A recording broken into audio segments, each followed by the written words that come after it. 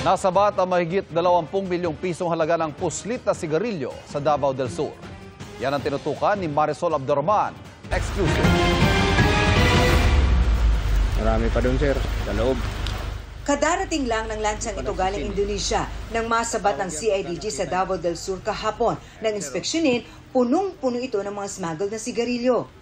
Kinuha doon. At pinuslit papunta dito? Pinuslit dito, yeah. Backdoor to malamang, no? Yes, backdoor. Obviously. Nire-repurpose to eh. Nire-repack, nire-rebrand, tapos nilalagyan ng mga selyo na peke. Ipupusit daw papunta sa ibang lugar ang mga nasabat na sigarilyo na aabot sa 21 million pesos ang halaga. I-distribute ito sa iba-ibang parte ng Pilipinas.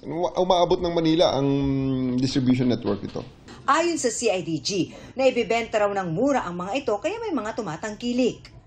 Gaano siya kamura compared to the local cigarettes that we have? Wala pang 1/3, wala pang 1/4 ng presyo.